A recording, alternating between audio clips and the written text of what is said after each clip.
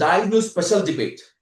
ఆంధ్రప్రదేశ్లో మహిళలపై హత్యాచారాలు రెండు పెరిగిపోతున్నాయి. శాంతి భద్రతలు గతి తప్పుతున్నాయి. కూటమి సర్కార్కు అసలు రాష్ట్రాన్ని పరిపాలించే అర్హత ఏమాత్రం లేదు అనేటువంటిది ప్రధాన ప్రతిపక్షం అనేటువంటి వైసీపీ ఆరోపణ. ఇందుకు ఈ రోజు చంద్రబాబు నాయుడు గారి నియోజకవర్గంలో ఇంకా క్లియర్ కట్ గా చెప్పాలంటే సీఎం సొంత ఇలాకాలో అప్పు కట్టలేదు, పూర్తిగా చెల్లించలేదు అన్నటువంటి సాకుతోటి ఓ మహిళను చెట్టుకు కట్టేసి దుర్భాషలాడటం మాత్రం కాకుండా ఆమెపై దాడి చేసినటువంటి పరిస్థితి. సో కూటమి సర్కారు వచ్చిన తర్వాత అత్యాచారాలు ఎక్కువయ్యాయి అంటున్నటువంటి వైసీపీ మహిళా నేత మంజరి చౌదరి గారితో ఇప్పుడు స్పెషల్ డిబేట్. మంజరి గారు, వెల్కమ్ టు డైల్ న్యూస్ అండి. Welcome sir, thank you. Ma'am, Kuppam నియోజకవర్గంలో ఇప్పుడు ఈ రోజు జరిగినటువంటి ఘటన చూసాము. అసలు కూటమి అధికారంలోకి వచ్చిన తర్వాత మహిళలకు రక్షణ లేదు, ఆడపిల్లలకు రక్షణ లేదు అనేటువంటిది మీ పార్టీ అంటే వైఎస్ఆర్సీపీ చేసినటువంటి ఆరోపణ. అసలు శాంతి భద్రతల గురించి, అత్యాచారాల గురించి, మహిళల రక్షణ గురించి వైఎస్ఆర్సీపీకి మాట్లాడే అర్హత లేదు అనేటువంటిది ఈ కూటమి ఆరోపణ. ఏంటి అసలు ఏం మాట్లాడతారు మీ పార్టీ తరఫున? ఒకటి సార్, ఇప్పుడు అసలు కూటమి ప్రభుత్వానికి అసలు మహిళల గురించి మాట్లాడే అర్హత కోల్పోయారు. ఎందుకంటే వైసీపీ ప్రభుత్వం ఉన్నప్పుడు రకరకాల బురదలు చల్లారనమాట. ఏంటంటే మహిళలు 30,000కు పైగా మాయమైపోయారని చెప్పి పవన్ కళ్యాణ్ పిచ్చివాగుడంతా వాగాడనమాట. ఇప్పుడు ఇప్పుడు ఈ ప్రభుత్వం, వాళ్ళ ప్రభుత్వంలో ఎటువంటి న్యాయం చేస్తున్నాడు మహిళలకి? ఎక్కడ చూసినా ఘోరాలు, నేరాలే. ఎక్కడ చూసినా చిన్న చిన్న మైనర్ బాలికల పైన కూడా అత్యాచారాలు జరుగుతున్నాయి. దాని మీద రియాక్షన్ ఏ మాత్రం రియాక్ట్ అవుతున్నాడు? అదే వైసీపీ ప్రభుత్వంలో ఉన్నప్పుడు రోడ్ల మీదకి వచ్చి చించేసుకున్నాడు, మైకులు పట్టుకొని అరవటం, పిచ్చోళ్ళగా పిచ్చి శాస్త్రాలన్నీ చేశాడనమాట. అసలు చంద్రబాబు నాయుడుకి అసలు ఎటువంటి రియాక్షన్ లేదు. అసలు ఆయనకు ఆడపిల్లలు అంటేనే అసలు చులకన, చిన్న చూపు అనమాట.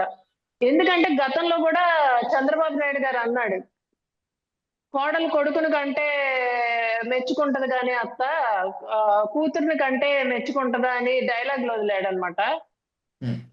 అలా అంత నీచంగా చూస్తారనమాట. ఆడదానికి ఒక విలువ లేదు కూటమి ప్రభుత్వంలో. మహిళలకి విలువ లేదు అనేది అంటే మీ పార్టీ హయాంలో ఉన్నప్పుడు మహిళలకు ఏమాత్రం రక్షణ లేదు, అండ్ బై ద సేమ్ వే అసలు ఆడపిల్లలకు కూడా రక్షణ లేదు.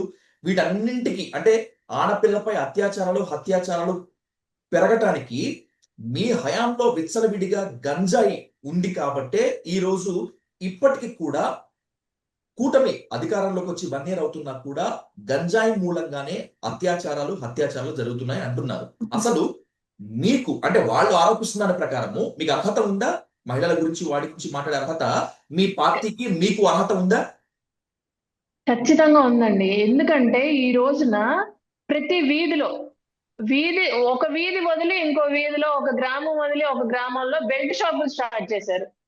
మద్యం దుకాణాలు విపరీతంగా ఉన్నాయి అన్నమాట. అంటే అది కూడా వాళ్ళ డీలర్స్ కి, వాళ్ళ పార్టీకి సంబంధించిన వాళ్ళని ఎంకరేజ్ చేయడానికి.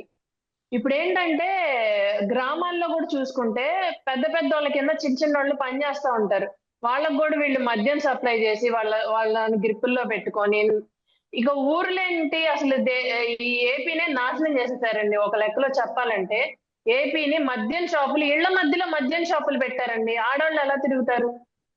మహిళలు ఇళ్ల మధ్యలో బెల్ట్ షాపులు ఓపెన్ చేస్తే మహిళలు అసలు రోడ్డు మీదకి వెళ్ళడానికి ఉంటదా? చిన్న పిల్లలు ఉంటారు, ట్యూషన్లకు వెళ్ళి వస్తూ ఉంటారు ఆడపిల్లలు. వాళ్ళు వచ్చే టైంకి వీళ్ళు మద్యం షాపుల దగ్గర తాగి తందనాలు దొక్కుతా ఉన్నారు. వాటి గురించి మాట్లాడాల్సి అసలు ఆ కూటమి ప్రభుత్వానికి అర్హతే లేదు. అసలు సేఫ్టీయే లేదు. సేఫ్ హ్యాండ్స్ లో ఉంది ఏపీ అని చెప్పేసి నాగబాబు గారు వీళ్ళందరూ చించుకున్నారు. ఇప్పుడు ఏదండి వాళ్ళు ఏం మాట్లాడుతున్నారు? మద్యం షాపులు విపరీతంగా ఉన్నాయి. గ్రామాల్లో దగ్గర నుంచి టౌన్లో కూడా చిన్న బజార్లో కూడా మద్యం షాపులు ఓపెన్ చేశారు. చిన్న రోడ్డుల్లో కూడా, అది కూడా ఇళ్ల మధ్యలో. వాళ్ళని అసలు ఏం చెప్పాలి? అలాంటి వాళ్ళకి అసలు మమ్మల్ని వైసీపీ ప్రభుత్వాన్ని ప్రశ్నించే అర్హతే లేదు నన్ను అడిగితే. సీఎం చంద్రబాబు నాయుడు గారి సొంత ఇలాకాలో ఒక మహిళకి ఈ రోజు చాలా దారుణమైన అవమానం జరిగింది. బాధితురాలి పేరు శిరీష. భర్త అప్పు కట్టలేదు అన్న కారణంగాన ఆమెను చెట్టు కట్టేశారు. అండ్ బై ద సేమ్ వే పచ్చి బూతులు తిడుతూ చేశారు. ఓకే, దీన్ని బేస్ చేసుకొని మహిళలకి రక్షణ ఎక్కడ ఉంది అనేటువంటిది మీ క్వశ్చన్. కానీ సంఘటన జరిగిన వెంటనే చంద్రబాబు గారు ముఖ్యమంత్రి హోదాలో చాలా తీవ్రంగా స్పందించారు. బాధితురాలకి రక్షణ కల్పించమని చెప్పారు. ఎవరైతే ఆరోపణలు ఎదుర్కొంటున్నారో వాళ్ళని అదుపులోకి తీసుకోమని చెప్పి జిల్లా ఎస్పీకి వీళ్ళందరికీ చెప్పారు. ఘటన జరిగిన వెంటనే ఓకే. స్పందించారు కదా. ఇది కాదా బాధ్యత? చంద్రబాబు నాయుడు గారికి బాధ్యత లేదా? ఇంకా కూటమి సర్కార్ ఎందుకు విమర్శించడం మీరు? ఎవరికి కావాలండి ఆయన స్పందన? శిక్ష పడాలి. స్పందన ఎవరికి కావాలి? స్పందిస్తాడు, ఎవడైనా స్పందిస్తాడు. వాళ్ళకి శిక్ష పడిందా లేదా, అది ఫాలో అప్ చేస్తున్నారా లేదా? ఇప్పుడు తీసుకెళ్తారండి, స్టేషన్ తీసుకెళ్తారు, 2 రోజులు కూర్చోబెడతారు, పంపించేస్తారు. ఉమ్, దానివల్ల ఉపయోగం ఏంటి? బాధితురాలకి ఎక్కడ న్యాయం జరుగుతుంది? న్యాయం అనేది జరగదు. వాళ్ళ ప్రభుత్వంలో న్యాయం అనేది జరగదు. ఇప్పుడు మొన్న తెనాలి ఘటన చూసుకుందాం మనం. తెనాలిలో ఒక లేడీ కానిస్టేబుల్ ని ఏదో మాట్లాడారు అని చెప్పేసి 3 పిల్లల్ని చితక్కొట్టారు. ఉమ్, ఇప్పుడేది ఆ రియాక్షన్? అంటే వాళ్ళకి సంబంధించిన మనుషులు వాళ్ళకి వస్తే ఒక నొప్పి వస్తుంది, వాళ్ళకి ఒక బాధ వస్తుంది అనమాట. హార్ట్ లోంచి ఒక స్పందన వస్తుంది. అదే పబ్లిక్ కి ఆ స్పందన ఉండదు. అంటే సామాన్యుడికి న్యాయం జరగదు వాళ్ళ ప్రభుత్వంలో. అదైతే గట్టిగా చెప్తాం మేము. ఇప్పుడు ఈ రోజున మహిళను చూసుకుంటే చెట్టుకు కట్టేసి కొట్టారనమాట విపరీతంగా. ఇప్పుడు అది వెలుగులోకి వచ్చింది కాబట్టి మాట్లాడుతున్నారు సార్. అదే వెలుగులోకి రాకపోతే తన పరిస్థితి ఏంటి? ఇప్పుడు ఇదే తెనాలి అసలు ఘటనని ఎవరో ఇదే దారిని తెనాలి పోయే ఘటనని ఆయన. మంజరి గారు, ఇదే తెనాలి ఘటనని మీరు కోట్ చేశారు కాబట్టి అడుగుతున్నాను. అదే తెనాలి ఘటనలో ఓకే. ముగ్గురిని తీసుకువచ్చి అరికాళ్ళ మీద కోటింగ్ ఇస్తే నడి రోడ్డు మీద. మీరు అన్యాయం అన్నారు. Yes. మీ అధినేత జగన్మోహన్ రెడ్డి వెళ్ళి పరామర్శించారు. అవును, గంజాయి బ్యాచ్ ని నడి రోడ్డు మీద కొడితే తప్పేంటి? న్యాయస్థానాలు చేయాల్సినటువంటి పని పోలీసులే ముందు చేశారు అంటే హోంమంత్రి వంగలపూడి అనిత గారిని విమర్శించారు. ఎట్లా మరి? ఇప్పుడు అక్కడ వద్దంటున్నారు, Okay. ఇప్పుడు ఇక్కడే న్యాయం కావాలంటున్నారు. సరిపోతుంది అట్లా? అసలు గంజాయి బ్యాచ్ అది ఇది అని అంటున్నారండి. అసలు మీరు బెల్ట్ షాపులు ఆ రకంగా ఓపెన్ చేసి మీరు కంట్రోల్లో ఉండండి బాబు, కంట్రోల్లో ఉండండి అంటే ఎలా ఉంటారు? మీరు కంట్రోల్ అనేది తేవాలి అని అంటే ఆ బెల్ట్ షాపులు ఫస్ట్ క్లోజ్ చేయాలండి. ఇప్పుడు ఇప్పుడు తిరిగేవాడు, తాగేవాడు ఎదురు కనపడుతుంటే తాగకుండా తినకుండా ఎందుకుంటాడు? ఇప్పుడు గంజాయి బ్యాచ్ అంటారు. అది సప్లై చేయకుండా ఆపండి మీకు దమ్ముంటే. ఉమ్. ఇప్పుడు అవి ఆపగలిగితేనే కదా ఇలాంటి క్యాండిడేట్స్ కొంచెం ఆంధ్రప్రదేశ్ లో కంట్రోల్లో గంజాయి పెట్టగలిగేది. మూలకి వెళ్ళటానికి వైసీపీ సర్కారే కారణము, వైసీపీ నేతలే కారణము, ఇంకా చెప్పాలంటే జగన్మోహన్ రెడ్డి పెంచి పోషించారు అనేటువంటిది కదా పవన్ కళ్యాణ్ 80 ముఖ్యమంత్రి గారి ఆరోపణ. వాళ్ళు వాళ్ళ ఆరోపణలు చేశారు. ఓకే, అది ఆరోపణే కానీ ఎక్కడైనా ప్రూవ్ చేయగలిగారా? ప్రూఫ్స్ ఏం లేవు వాళ్ళ దగ్గర. అలాంటిది ఇప్పుడు ఈ పరిస్థితుల్లో మనం చూసుకుంటే మన కళ్ళ ముందే కనపడుతున్నాయి అన్నమాట. బెల్ట్ షాపులు ఆ రకంగా ఓపెన్ చేసి నడి రోడ్ల మీద తాగి జనాలు పడిపోతుంటే పెళ్ళాళ్ళు ఇళ్లలో ఆడవాళ్ళు తీసుకెళ్తున్నారు భుజాన్ని వేసుకొని మగాడిని.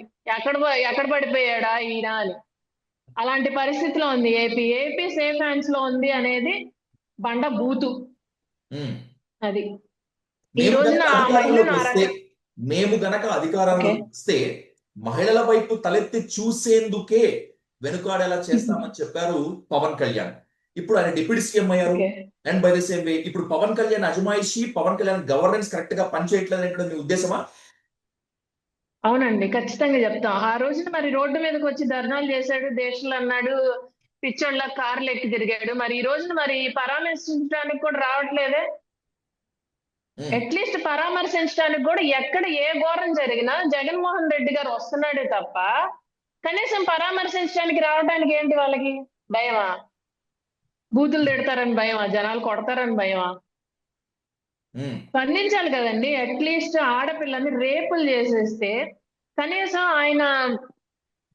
ఆయన గెలిచిన ఆయన నియోజకవర్గంలోనే దళితుల మీద దాడులు చేశారు. ఈయన ఏం చేశాడు? ఏమీ చేయలే. కనీసం స్పందన లేదు, కనీసం ఒక ఓదార్పు కూడా లేదు ఆయన నుంచి.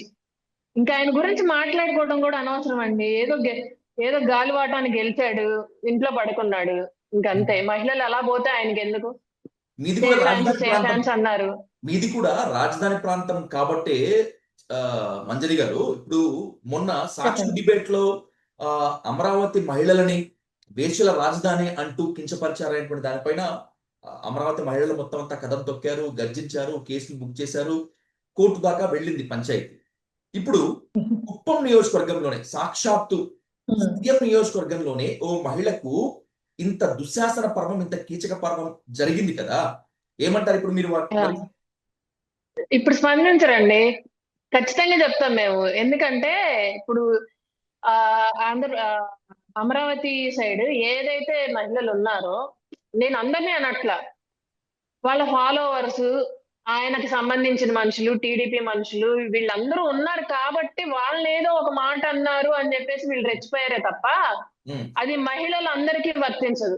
ఓన్లీ ఫర్ కూటమి ప్రభుత్వం మహిళలకు మాత్రమే వర్తించిద్ది అనమాట. వాళ్ళ రూల్స్ అయితే ఏవైతే ఉన్నాయో, మహిళలను కాపాడతాము, భద్రతగా చూస్తాము, ఇవన్నీ డైలాగులు ఏవైతే ఉన్నాయో అవి ఓన్లీ వాళ్ళ సపోర్టర్స్, కూటమి ప్రభుత్వానికి చెందిన మహిళల వరకే వర్తిస్తాయి.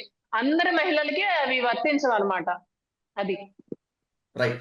మంజరి గారు, చివరిగా ఒక ప్రశ్నతో ముగిద్దాము.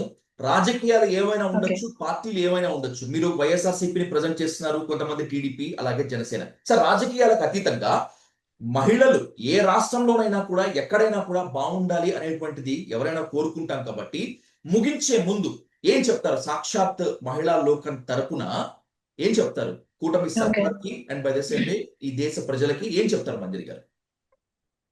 ఒకటి సార్, ఇప్పుడు వాళ్ళు ఇచ్చిన పథకాలు ఏవైతే ఉన్నాయో అవన్నీ అటకెక్కిచ్చేశారు. మహిళలకి ఇవి చేస్తాం, అవి చేస్తాం, రకరకాలు చెప్పారు. ఒకటి, మహిళ భద్రతగా ఉండాలి అని అంటే ఈ బెల్ట్ షాపులు అనేవి తీసేయాలి సార్. నేను కోరుకునేది అదే.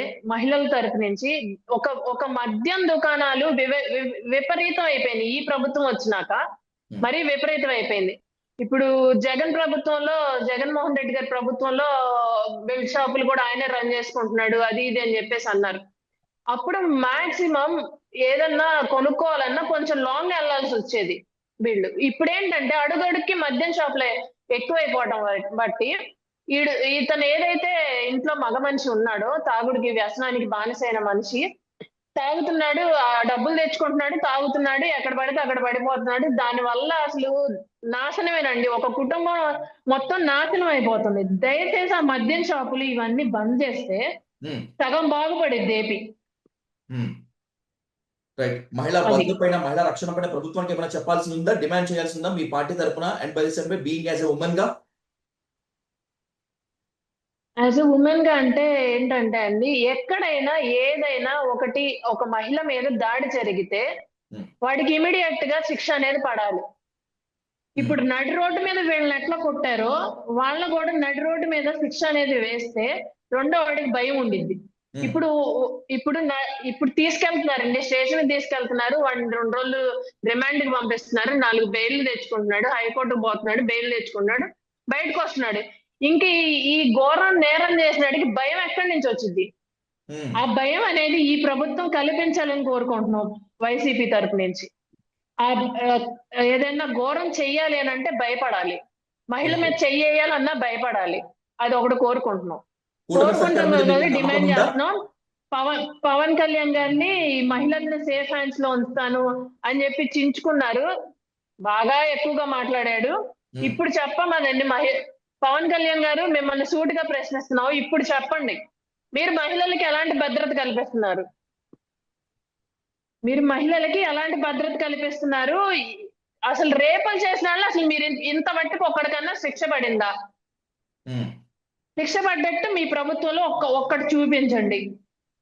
సూటిగా ప్రశ్నిస్తున్నాం పవన్ కళ్యాణ్ గారిని. Right. Manjari garu, thank you. Thanks for your responding, and by the same way, thanks for the participation of the debate. Thank you much more. Okay, Andy, thank you.